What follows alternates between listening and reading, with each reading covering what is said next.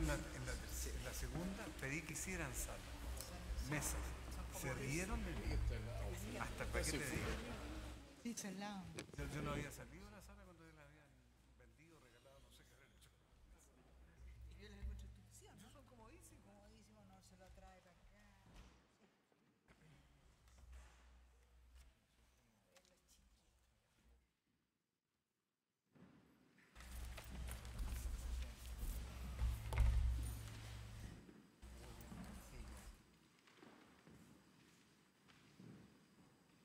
Buenas tardes. Vamos a continuar entonces con esta audiencia de recepción de sus comentarios, su justificación a la postulación. Se hizo un sorteo del que están ustedes en conocimiento del orden en que se van a escoger. Eso es. Expone en primer lugar don Juan Enrique Vargas, lo sigue don Leonardo Moreno y culmina don Cristian Aedo. Eso es. Y cada uno de ustedes dispondrá de 15 minutos. 15 minutos. Y al Consejo le interesa que ustedes se refieran a estos temas, a todos los que prefieran. Hay absoluta libertad, desde luego. Pero lo que ha estado en la mente del Consejo es conocer algunos criterios de ustedes respecto de los criterios de homologación de cursos con los que se otorgan en la universidad, que se refieren al proceso de detección de necesidades para determinar el contenido de los cursos de perfeccionamiento, a la evaluación que debe utilizarse, proceso de selección de postulantes al programa de formación o programa inicial, y que se relacione la experiencia de cada uno de ustedes en gestión con la gestión que debe hacerse en la academia. Nos importa esa vinculación. No sé si lo tomaron, si quieren algún tiempo para anotar, repito esto. Muchas gracias, señor presidente. Espero retener la mayoría de los temas que usted planteó. Hay 15 minutos entonces para esto y eventualmente pueden recibir alguna pregunta adicional. Muchas gracias, señoras y señores consejeros. Bueno, como digo, espero hacerme cargo de los temas que ustedes mencionaron. Entiendo que el primero era el de homologación de cursos, fue uno de los temas por los cuales fui consultado cuando hice mi exposición en el día de ayer. A ver, yo creo yo entiendo que la capacitación judicial no responde o no debe responder única y exclusivamente a los intereses individuales de los jueces, por muy relevantes que ellos sean, sino que tiene que responder a los intereses generales que hay sobre el quehacer judicial, y es por eso que hay directrices sobre los cursos que fija este Consejo, que a mi juicio además, por supuesto, tienen que tomar en cuenta los temas que están en agenda sobre el sistema judicial, y por lo mismo yo creo que no necesariamente coincide aquellas áreas en las cuales las universidades, otras entidades desarrollan su actividad de capacitación con aquellas que son de interés para la capacitación judicial. Y por lo tanto yo creo que este proceso de homologación no es solo un proceso de homologación técnico con respecto a la calidad de las propuestas que se presenten, sino que también tiene que ser un proceso de homologación en cuanto a el interés que ellas tengan para los temas en los cuales se haya decidido que es necesario y conveniente que los jueces y funcionarios judiciales reciban capacitación. Y por lo tanto creo que ese debiera ser la primera directriz para evaluar estas solicitudes, en qué medida se encuadran, insisto, con los objetivos de capacitación que se han fijado. Está vinculado, por supuesto, esto con la detección de necesidades de capacitación, que es otra de las preguntas que se formuló, pero fundamentalmente está determinado, creo yo, por las directrices que fije el Consejo en cuanto a los temas. Y luego, por supuesto, está el tema de cómo cerciorarse que esas actividades sean efectivamente actividades de calidad que cumplan los estándares que la academia debe resguardar, estándares en cuanto al diseño, en cuanto a la metodología de los cursos, estándares en cuanto a la calidad de los docentes, y creo que ahí hay que fijar criterios muy claros también, y por supuesto modalidades de supervisión de que en la práctica estos se cumplan. Yo tengo un cierto temor de que por la vía de homologación, insisto, prime más la agenda de las instituciones de capacitación que la agenda de capacitación que la propia academia ha definido. Y creo que es muy difícil, una vez certificado un curso, hacer una supervisión estricta del mismo, porque son cursos además que cumplen otros objetivos, que tienen otros públicos como destinatarios. Y por eso los comentarios que hacía ayer y que hoy día en parte reitero de que sería muy cuidadoso realmente con la utilización de esta facultad, sin perjuicio que entiendo que es una modalidad que permite extender el trabajo del académico, por lo tanto en ningún caso debiera ser desechada. Otro de los temas que se planteaba era sobre la detección de necesidades de capacitación, y me parece que esto es un tema crítico. Tal cual como se diseñó el sistema de la academia, estoy pensando fundamentalmente en los cursos de perfeccionamiento. Estos son cursos que están pensados muy en función de lo que cada una de las personas que postula a ellos estima que son sus intereses y sus requerimientos de capacitación. De hecho, ellos deciden a cuál postular. No se puede, digamos, obligar a una persona a tomar un determinado curso. Eso estuvo en la filosofía de la academia y está plasmado, como digo, en la ley que la rige. Siendo así, por supuesto, entonces, tomar como fuente de información para detectar las necesidades de capacitación la propia opinión de los destinatarios de estos cursos parece, por supuesto, una pieza clave, digamos, y levantar información dura sobre qué es lo que ellos piensan que son sus necesidades, me parece que es un elemento crítico. Pero yo siempre he pensado, y lo conecto nuevamente con lo que he venido mencionando sobre las políticas judiciales, que la capacitación tiene que responder no solo a demandas de capacitación, sino que realmente a necesidades de capacitación, y esas necesidades no siempre corresponden exactamente con lo que las personas aprecian, que es lo que ellas quisieran hacer o en lo que ellas quisieran capacitarse. Y por tanto creo que es importante tomar en cuenta otros factores, y esos factores son opiniones de otros actores clave, sin duda, y creo que eso es lo que hoy en día se hace, por lo demás que se levanta esa información, pero creo que tienen que estar asociados a información muy confiable, digamos, y por eso creo que tiene que haber una unidad de estudio muy profunda que diga dónde están las principales dificultades, cuáles son las áreas nuevas, cuáles son los temas que están surgiendo. Es increíblemente dinámico el quehacer del mundo judicial, surgen problemas nuevos y hay que reaccionar frente a ellos, y hay veces que no existe necesariamente la percepción por parte de los sujetos de que efectivamente ese problema es tal. Surgen problemas, por ejemplo, hoy en día el tema de los migrantes es un tema que ha tenido un aumento explosivo. Bueno, sin duda, si esto es un tema importante que está significando, por ejemplo, un aumento de los ingresos en términos relevantes, si es un tema en el cual la discusión jurisprudencial ha innovado, ha ido cambiando, por ejemplo, sus directrices, me parece que esas son líneas que debieran seguirse y apreciarse con mucha relevancia a la hora de determinar la parrilla de cursos que se va a ofrecer.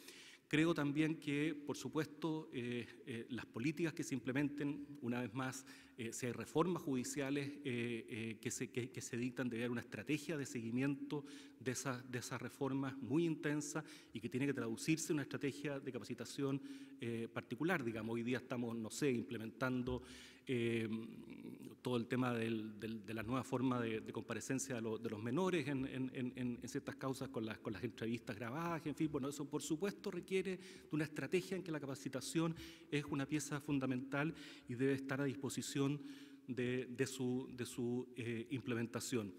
Creo que en esto hay bastante conocimiento acumulado y bastante experticia técnica de cómo hacer estos ejercicios. Creo que la academia tiene, por cierto, ya mucha experiencia acumulada y debiera sin duda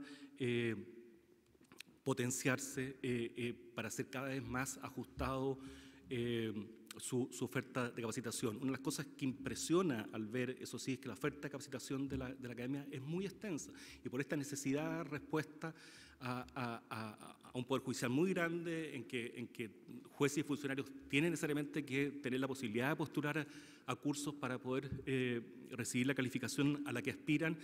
Bueno, esto se traduce en una cantidad muy importante de cursos muy variados y claro, eso por supuesto es mucho más complejo de administrar, de gestionar y de velar por la calidad de una cantidad tan significativa de cursos.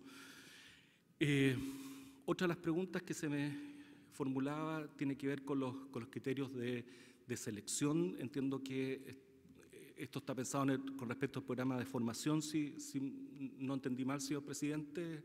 Sí, perfecto. A ver,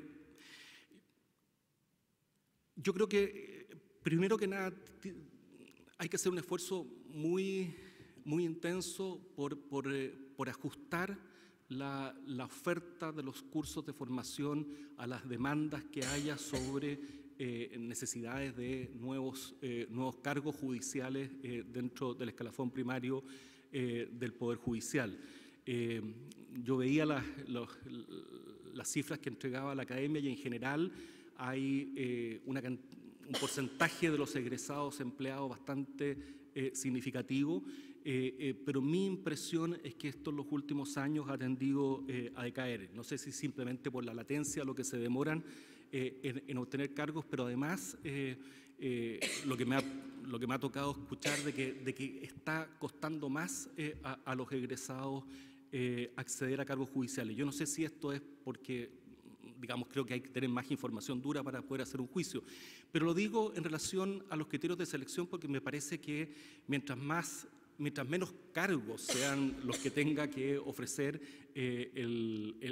mientras menos cupos el programa de formación, más selectivo se puede ser a la hora de seleccionar a los alumnos, que es lo que debiera aspirar la academia judicial. Se ha comentado que hay una sensación o hay una cierta apreciación de que los postulantes han decaído en su calidad. Bueno, si podemos ser más selectivos con respecto a ellos, pudiésemos probablemente avanzar en ese sentido. Yo creo que desde el punto de vista técnico, el procedimiento de selección que se sigue, siguiendo lo que establece la ley, pero la forma como se ha implementado, yo no tengo mayores objeciones, pero mi impresión es que algo está pasando más bien con el nivel, con quienes están postulando y con la cantidad de gente que estamos aceptando, que probablemente ahí donde se produce esta situación de decaimiento, y se produce además, yo creo, una cierta necesidad de subvencionar las deficiencias de la formación de pregrado, que yo creo que es una tarea que entiendo que la academia a veces se vea forzada a hacerla, pero no es para lo cual fue realmente pensada, sino que más bien precisamente para entregar aquello que en ningún caso las escuelas de derecho deberían entregarle a los abogados, que es lo propio de la función judicial, y sin embargo creo que lamentablemente, producto de estas falencias, termina dedicando parte de sus esfuerzos a subvencionar esas carencias. Se hablaba de la necesidad, además de interesar mayormente a los estudiantes de Derecho y a los buenos estudiantes de Derecho, es lo que aspiraríamos a que postularan a la academia. Y yo creo que esto se puede ser bastante más proactivo en esa dirección. Y yo creo que hay algo también que tiene que ver con la imagen que se proyecta del Poder Judicial, que a veces lo hace más distante, menos conocido por la gente. A mí me ha tocado ver en cuanto a los alumnos que ven probablemente quizás incluso más cercanos otros cargos del sistema de justicia, como puede ser incluso fiscal o defensor, que el propio cargo de juez, que lo ven probablemente para personas con más experiencia, no sé, pero se lo imaginan menos los alumnos. Yo creo que ahí hay que contarles un poco más de qué se trata. Tiene que ver también con la percepción pública que hay sobre la justicia. Creo que es algo que a la academia debiera preocuparle siempre, contribuir a mejorar esa percepción pública, que no siempre es todo lo justa que debiera. Hay una diferencia, digamos, entre la situación objetiva a veces y las percepciones que no juega necesariamente a favor. Se nos preguntaba, y creo que estoy dejando fuera algunos temas que se me están quedando en el tintero, pero... El último relacione su experiencia en gestión con la que debe hacerse en la academia. Muchas gracias, señor presidente. Bueno, efectivamente, a ver, yo he tenido la suerte de hacerme cargo de desafíos muy importantes en momentos, además, muy trascendentales para mi historia personal, pero también para el desarrollo, creo yo, del sistema legal y judicial en este país. Me tocó gestionar instituciones y proyectos relevantes. Y creo que ahí acumulé una experiencia importante de cómo llevar adelante desafíos muy complejos que tienen una carga de gestión muy elevada. Probablemente la experiencia que más me marcó profesionalmente fue la experiencia en la Corporación de Promoción Universitaria, cuando me tocó dirigir el proyecto de justicia, del cual surgieron muchas iniciativas que fueron muy valiosas para el desarrollo judicial. Decía ayer, los pasos previos para la creación de esta misma Academia Judicial se dieron ahí, poniendo a prueba, digamos, los esquemas de los cursos que en definitiva se tomaron en la ley, y muchas de las otras características que tuvo esta institución. Pero lo mismo sucedió con los sistemas alternos de resolución de conflictos. La idea de los sistemas fue traída en ese proyecto y se empezó a implementar, y por supuesto luego ha tenido un gran desarrollo. La idea de administración de tribunales nace de ese proyecto, y los primeros pilotos, digamos, de introducir una gestión profesional con profesionales de la gestión adentro de los tribunales provienen de ahí. Y probablemente por lo que fue más conocido al final de ese proyecto, pese a que no era de sus objetivos iniciales, esto es una cosa bien paradojal, fue la reforma procesal penal. Y ahí se hicieron los estudios y se generó el consenso necesario para adelantar un proyecto de alta complejidad que realmente en los inicios nadie pensaba que podía realmente convertirse en lo que fue, y ahí me tocó un rol muy importante en articular el conocimiento técnico, pero también la fase política, comunicacional, los estudios interdisciplinarios que hicieron posible esto, relacionarme con el gobierno. Naturalmente, esta era una institución privada que en algún momento tuvo que ponerse a trabajar de la mano del gobierno, cuando el gobierno decidió desde entonces hacerlo como una política pública.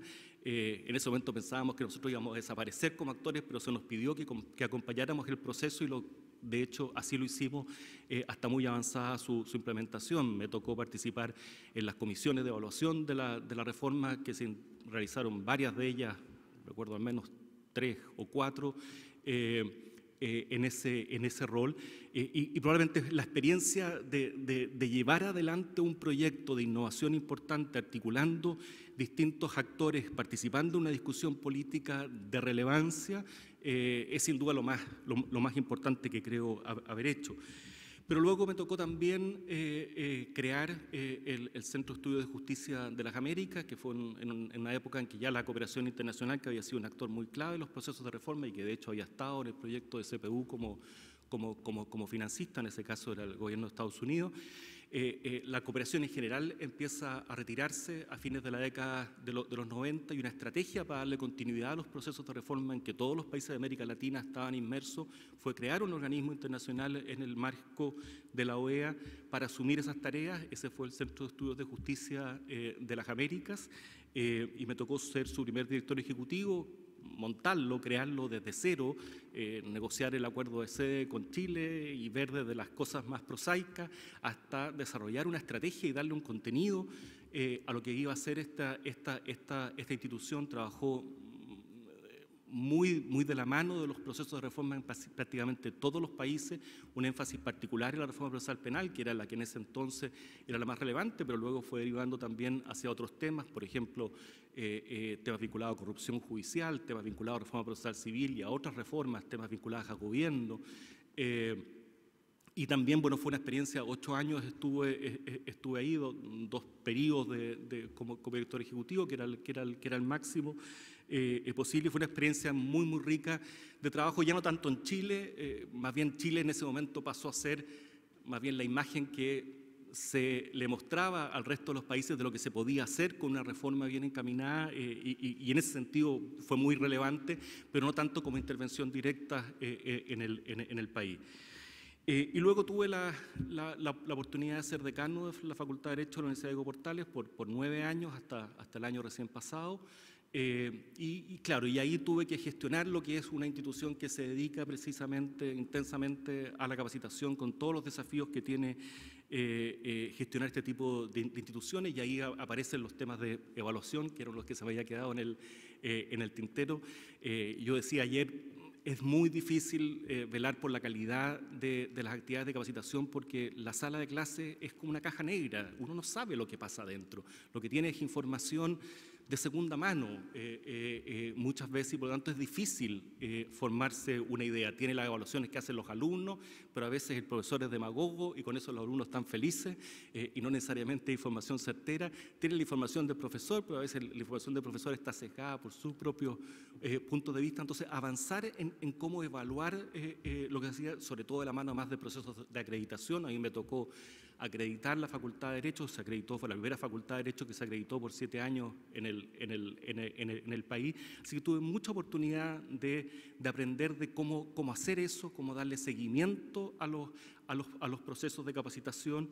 Y en el caso de capacitación judicial, además de lo que es propiamente evaluación de la actividad de capacitación, lo decía ayer, creo que el gran desafío es darle seguimiento a qué es lo que sucede con esos conocimientos, habilidades y destrezas en manos de jueces y funcionarios cuando vuelven, cuando regresan a sus lugares de trabajo. ¿Qué pasa? ¿Qué tan útiles les es para realizar mejor su trabajo o no? Retroalimentar de esa manera el trabajo que realiza la academia. Me desvié un poco, pero tomé ese tema que se me había quedado en el tintero y no sé si con esto es satisfactorio para las inquietudes del Consejo.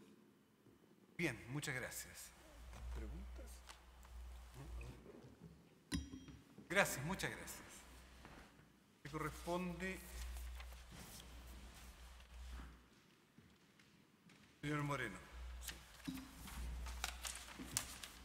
Muchas gracias, señor presidente, señores consejeros. Me voy a referir entonces brevemente a los temas de inquietud de este Consejo. En primer lugar, respecto de la homologación de cursos que está arreglada en el artículo 16 de la Ley de la Academia, a mí me parece que uno no puede a primera vista tener una visión tan crítica. Lo que ocurre es que probablemente el procedimiento que hasta ahora opera respecto de estos cursos me parece que no es el más adecuado, porque opera con un planteamiento de un ente académico hacia la academia, la revisión de este programa y su aprobación o rechazo. A mí me parece que en ese contexto falta una instancia, por decirlo, de retroalimentación, donde probablemente hay que ajustar lo que ya varios candidatos hemos señalado, las diferencias entre la formación propia de las universidades y entes académicos con la traducción de ese conocimiento a los requerimientos de las fortalezas, habilidades y capacidades que requiere un funcionario del Poder Judicial o derechamente un juez. Y por lo tanto a mí me parece que más que desaprovechar esta instancia, debiera aprovecharse de generar esta idea de que las universidades puedan proponer estos cursos, pero que no entren en una resolución de blanco y negro, es decir, se aprueba o se rechaza, sino cómo la academia puede colaborar, ¿cierto?, en la generación de que esos programas, esas metodologías, esos contenidos que se están planteando en esos programas representen de la mejor manera los intereses que a la academia, a través de lo que determine este Consejo, ¿cierto?, le interesa trasladar al conocimiento y perfeccionamiento de los jueces. Por lo tanto, a mí me parece que es algo que hay que revisar, que probablemente supone mejorar un procedimiento de interacción con quienes proponen estos cursos. Respecto del proceso de detección de requerimientos de capacitación y perfeccionamiento, que también es algo que la Academia ha ido avanzando particularmente desde el año 2012, a mí me parece que los mecanismos que hoy día existen son interesantes, pero también son mejorables. Es decir, me parece que una idea rectora como la que aparece en esta idea de la detección de requerimientos, que es ir al usuario, al demandante del proceso de capacitación de la manera más directa posible para poder levantar de él cuáles son los requerimientos, a mí me parece que es algo valioso, particularmente cuando estamos en un modelo en que tenemos una academia muy centralizada en la capital y que probablemente los requerimientos de parte importante, a lo menos el 50% ¿no? de los miembros del Poder Judicial están fuera de la región metropolitana y por lo tanto son tan relevantes como los internos de los clientes más cercanos a la academia. El tema de entrevistas con los propios funcionarios, jueces capacitados en sus lugares de trabajo, a mí me parece que es relevante. Me parece también que es relevante lo que se hace a propósito de seleccionar otros actores relevantes del mundo académico, del propio mundo judicial, que puedan aportar respecto de cuáles son materias o temáticas que son importantes de ser abordadas en la capacitación. Y también me parece que es muy importante lo que se hace también ahora a propósito de ir verificando, probablemente aquí yo tengo una visión un poco más crítica, de ir verificando la consistencia de esta demanda con la oferta programática de los programas de perfeccionamiento. Me parece que ahí todavía probablemente hay un sobredimensionamiento de una oferta que la hace prácticamente incontrolable en términos de que satisfaga efectivamente los requerimientos de capacitación por una parte y por otra parte, que también me parece que es más preocupante, es la verificación de su ejecución, es decir, cómo efectivamente estos programas terminan cumpliendo todo aquello que prometen. Pero me parece que hay que incorporar también, y esto tiene que ver con el rol que tiene en la formación, en el perfeccionamiento, pero también en la actualización, la Academia Judicial, el que este Consejo tiene que también tener una injerencia mayor en la determinación de cuáles son esos contenidos, no necesariamente que estos surjan única y exclusivamente desde la perspectiva de quién va a ser capacitado, sino que hay orientaciones desde el Poder Judicial, particularmente o por reformas normativas o por ciertas temáticas sociales y jurídicas que se van imponiendo en nuestra sociedad, que requieren que los miembros del Poder Judicial entonces adquieran una capacitación relevante en esas materias. Por lo tanto, a mí me parece que aquí de nuevo se está haciendo bastante, se puede avanzar y lo que hay que mejorar es cómo combinamos esta decisión de quién requiere una capacitación y la satisfacemos, y por otra parte cómo también se orienta a través del Consejo de la Academia las materias y las temáticas que son relevantes de conocimiento hacia los funcionarios por parte del Poder Judicial. Respecto de los procesos de selección, yo creo que, y siendo probablemente un poco duro, a mí me parece que el problema más grave no está en el proceso. A mí me parece que el que se haga una prueba con 140 preguntas que abarcan en áreas de conocimiento relevante, que se haga un pequeño examen también de resolución de casos, que se haga esta evaluación psicométrica y que luego se haga una entrevista, a mí me parece que en este contexto una cosa mejorable es la entrevista, ¿no? Yo decía ayer esta idea de objetivizar cada vez más esta entrevista también con pautas de preguntas más estructuradas a partir de criterios definidos como deseables en quién va a integrar el Poder Judicial, ¿no? Ética, integridad, trabajo en equipo. Hay muchas formas de generar cuestionarios que respondan a este tipo de criterios y permitan orientar al Consejo a la hora de seleccionar los postulantes. Pero a mí me parece que el problema más grave está en que hay una suerte de homologación entre el proceso de selección de quienes ingresan al programa y de quienes en definitiva aprueban este programa. Yo creo que ahí sí hay un problema. Es decir, yo tengo experiencia desde hace bastantes años en la Academia Judicial y poca memoria tengo respecto de casos de personas reprobadas, por ejemplo, en el programa de formación. Es decir, pareciera haber, como digo, una suerte de homologación entre quienes admitido, que sería una primera barrera de entrada, que está asociada más bien a verificar que esta persona tiene la base de conocimiento suficiente para poder ingresar a este poder del Estado y luego capacitarse para desempeñar esa función. Pero obviamente este plus que significa todas estas habilidades, destrezas, conocimientos que requiere para ejercer su función, también deben ser evaluados de una manera más rigurosa, de manera tal de aquí también tener un nuevo filtro respecto de personas que, aun cuando hayan ingresado al programa, puedan eventualmente no ser aprobados en el mismo. A mí me parece que ahí hay algo que todavía se puede trabajar. Me parece que para que este tipo de procesos de selección y respecto de todos los programas de formación, también hay que trabajar la evaluación.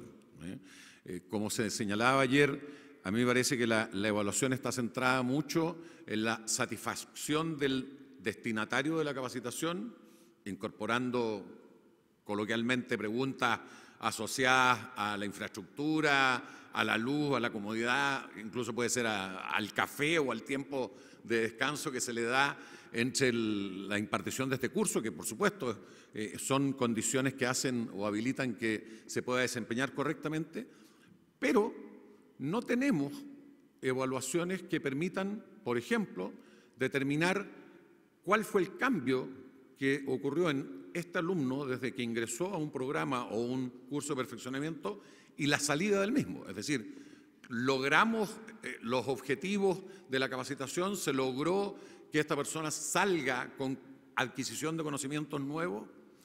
Tampoco hay una evaluación de seguimiento, es decir, una cosa es que la persona, ¿cierto?, apruebe, tenga una buena evaluación y eventualmente se pueda establecer que sí fue capaz de adquirir estos conocimientos, y otra cosa muy distinta es que luego los traslade al ejercicio de su función, ¿no?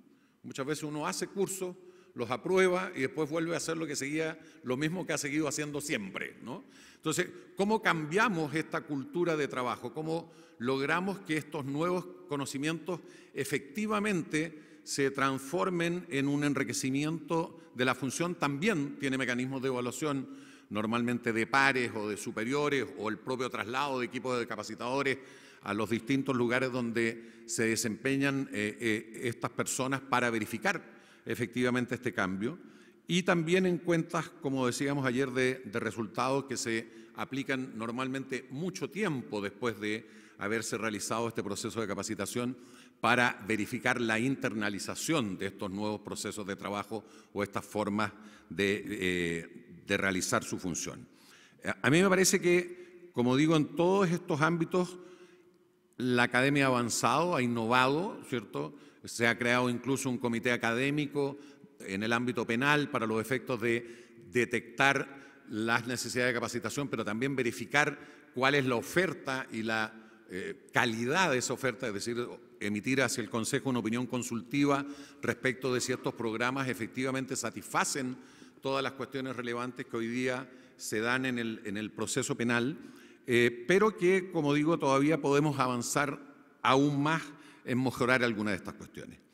Y finalmente, a propósito de vincular todo esto que hemos hablado respecto de la experiencia propia, a mí me ha tocado probablemente dos grandes hitos laborales que me han permitido adquirir conocimientos en el área de la gestión, particularmente, en primer lugar, el formar parte de la Defensoría Penal Pública desde su nacimiento, es decir, cuando éramos 6 o 7 personas que nos juntábamos en una oficina a pensar en este elefante que nos habían dicho que teníamos que organizar y comandar, y me tocó desempeñarme como jefe del Departamento de Estudios y Proyectos de la Defensoría Nacional durante 5 años y por lo tanto me tocó implementar todas las cuestiones asociadas a procesos de selección de defensores, definición de perfiles,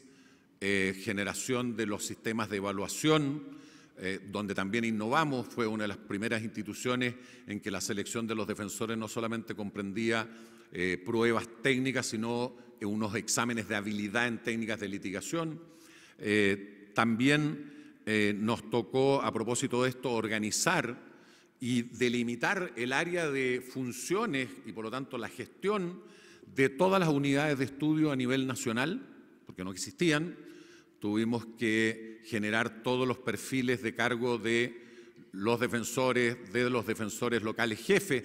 Todo esto, diría yo, en lo que yo llamaría un proceso de gestión adaptativa, ¿no? Porque la Defensoría Penal Pública, a medida que transitaba en la gradualidad desde las regiones a la región metropolitana y luego en régimen, fue cada vez creciendo más y por lo tanto los requerimientos en gestión presupuestaria, administrativa, convenios de gestión, seguimiento, convenios colectivos e incluso individuales de quienes realizábamos labores directivas fueron haciendo parte cotidiana de nuestra labor. Fue una de las razones por las que también en su tiempo estudié un diplomado en la Facultad Latinoamericana de Ciencias Sociales, la FLACSO, sobre políticas públicas y gestión pública, precisamente para poder adquirir algún conocimiento más técnico de cómo desarrollar esta labor.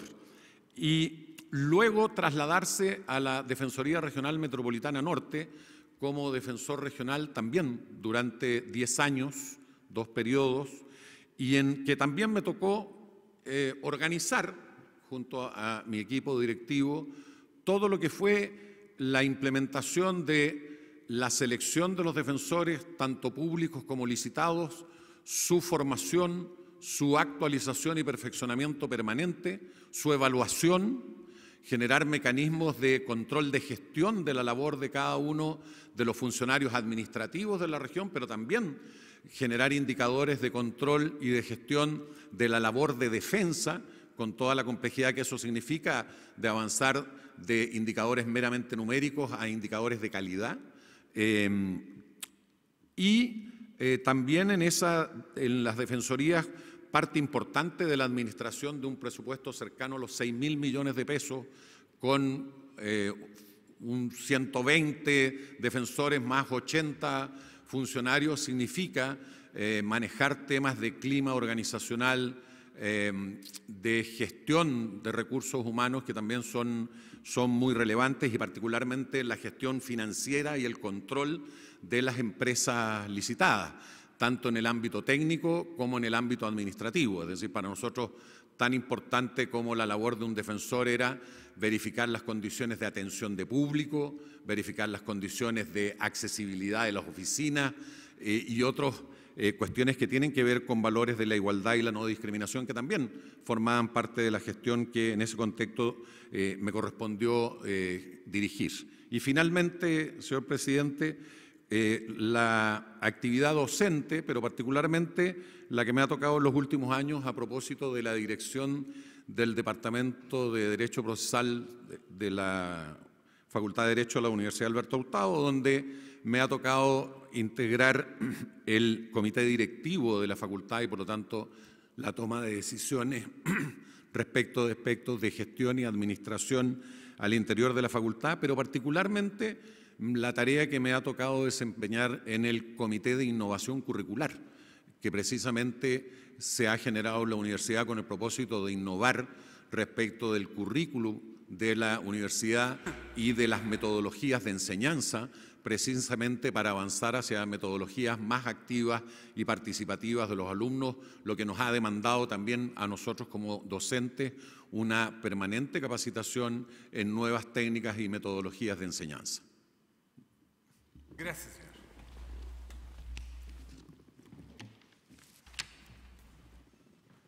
Señor Aedo, por favor.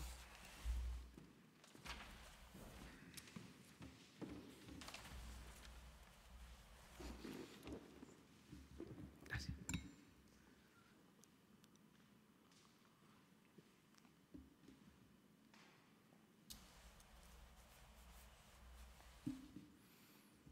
Muy bien. Muchas gracias, señor presidente, señores consejeros. Buenas tardes. Me interesaría partir por el último aspecto que ustedes solicitan para desde ahí explicar y contextualizar aquellas cuestiones que al Consejo le preocupan especialmente. Ayer yo explicaba que me correspondió ser el primer decano de la Facultad de Ciencias Jurídicas de la Universidad Católica del Norte.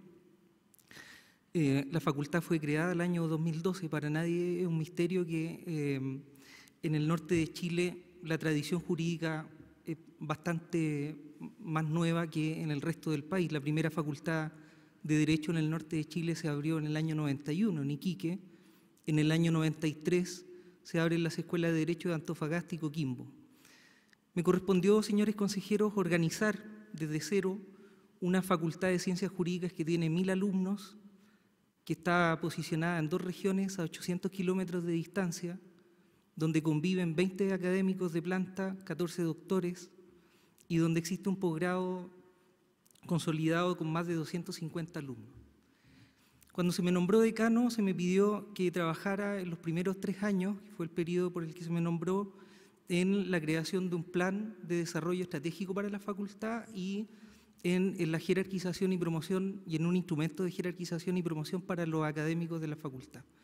El primer año habíamos aprobado y ejecutado una parte importante del plan de desarrollo, y no solo contribuí a la generación del plan de jerarquización y promoción de la facultad, sino que desarrollamos en una comisión un reglamento de jerarquización y promoción para la universidad, que es el que rige actualmente en la Universidad Católica del Norte. Es una facultad compleja hoy día, hay una estructura compleja con centros de investigación, posgrados, y esa estructura actual, con un proceso de acreditación de 5 años, me correspondió comandarla en el periodo en el que fui decano. En cuanto a la gestión en docencia, como referí ayer, a partir del año 2004, cuando ingresé a la Universidad Católica del Norte, me correspondió coordinar y ejecutar un proyecto MESESUB de rediseño curricular durante 3 años y posteriormente colaborar en la ejecución de otro proyecto de MESESUB de 100 millones de pesos en el rediseño del examen de grado. Hace más de 10 años, señores consejeros, que tengo estudios y publicaciones en el área de la docencia universitaria, en el área del rediseño curricular, ejecución y evaluación de planes. Como comentaba ayer, he sido evaluador de proyectos de mejoramiento y he sido evaluador de procesos de acreditación de programas de pregrado y posgrado. Por lo tanto, conozco muy bien la nomenclatura, conozco muy bien lo que se dice en la enseñanza universitaria cuando se habla de rediseño curricular, de metodología de la investigación, de metodología en el aula universitaria y de evaluación. Conozco bien, señores consejeros, cuáles son las virtudes de este sistema, del sistema por competencia, conozco bien cuáles son las limitaciones del sistema, no solo teóricamente, sino que porque me correspondió ejecutar y evaluar y asesorar en procesos de rediseño curricular, no solo en mi universidad.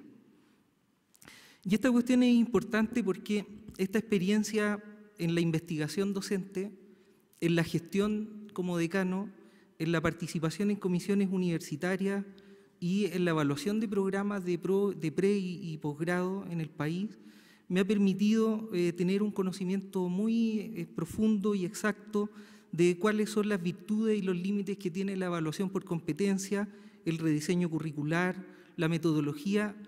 Y yo agregaría que mi contribución como abogado integrante desde hace 4 años en la Corte de Apelaciones de Antofagasta me hace comprender muy bien de qué manera estos mecanismos que son utilizados en la universidad para la nueva formación de estudiantes de Derecho pueden utilizarse y hasta qué punto pueden utilizarse para la formación de jueces. Es bastante conocido la diferencia importante entre un perfil de egreso y un perfil profesional. De lo que hablamos cuando hablamos de formación de jueces es de un perfil profesional. Yo quiero partir de aquí para contestar las preguntas que el Consejo ha hecho en relación a la homologación, los requisitos de admisión y los planes y programas. A mí me parece que con la experiencia que he tenido estos últimos 15 años, señores consejeros, se puede advertir, mirado desde afuera, como dije ayer, no obstante una importante profesionalización en la labor de la academia. Considero que hay una distinción muy importante que habría que hacer entre programas de formación y programas de perfeccionamiento y habilitación que tienen componentes y comportamientos distintos. Si yo miro en primer lugar la primera pregunta relativa a la homologación, desde luego esta está regulada en la ley y en el reglamento, en el artículo 9, 16, 17 y en todo un título del reglamento en los artículos 25 y siguientes. La ley tiene criterios de evaluación a efectos de homologación. La Academia ha construido un instrumento de evaluación, pero la ley dice que los criterios a evaluar son contenidos, objetivos, metodologías, lugar y participantes. La pregunta, señores consejeros, es evaluar contenidos, objetivos, metodologías, lugares y participantes en relación a qué. Y a mí me parece que esta es la cuestión relevante y acá es donde habría que distinguir. Los programas de formación, me parece a mí, mirando los cursos del programa, necesitan urgentemente un mejoramiento técnico desde el punto de vista del perfil profesional que la academia quiere conseguir. Volviendo a la pregunta que se me hizo ayer, yo creo que esto perfectamente puede coincidir con el plan de desarrollo estratégico de la Corte Suprema, de una nueva academia judicial, pensando en incorporar las nuevas necesidades de formación de los jueces.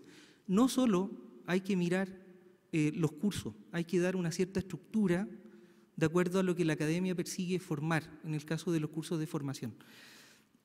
Yo creo que se ha hecho un muy buen trabajo en los procesos de homologación, pero si yo miro los cursos del plan de formación y lo paso por un rasero técnico de rediseño y tomo lo que del rediseño corresponde para la implementación del curso, creo que evidentemente los cursos de formación, señores consejeros, necesitan un cierto orden de acuerdo a un plan y de acuerdo a un perfil.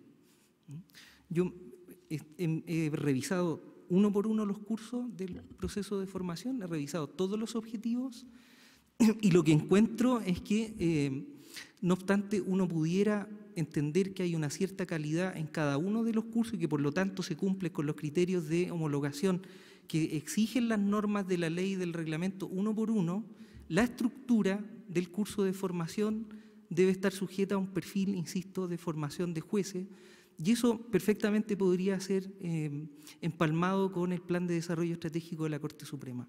Yo creo que la academia debe avanzar hacia allá, hay que trabajar en eso, y los cursos de perfeccionamiento y de habilitación me parece que están en un plano distinto, porque aquí no se trata de formar jueces, sino de capacitar, perfeccionar la labor jurisdiccional. Yo insisto en la propuesta que hice ayer, en orden a que es la propia ley la que exige que en esta materia, el artículo 15, el Consejo procure la regionalización de los planes y programas, y me parece que también es muy importante profundizar la vinculación con las universidades.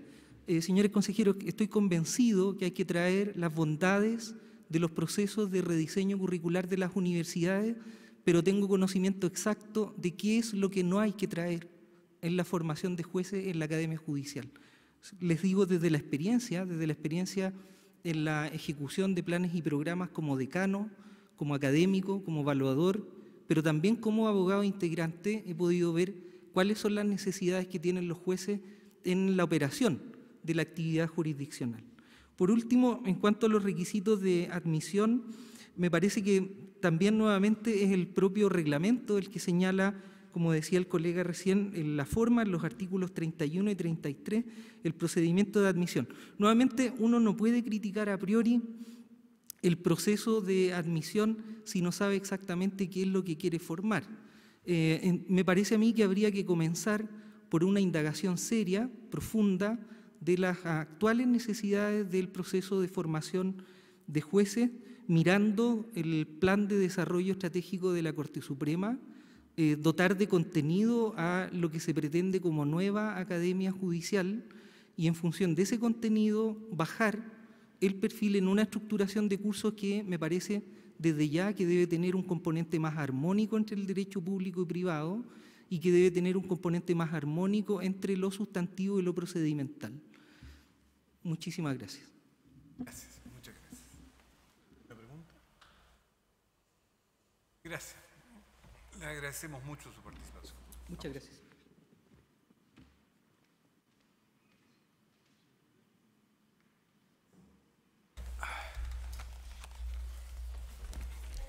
Bueno, entramos a la deliberación.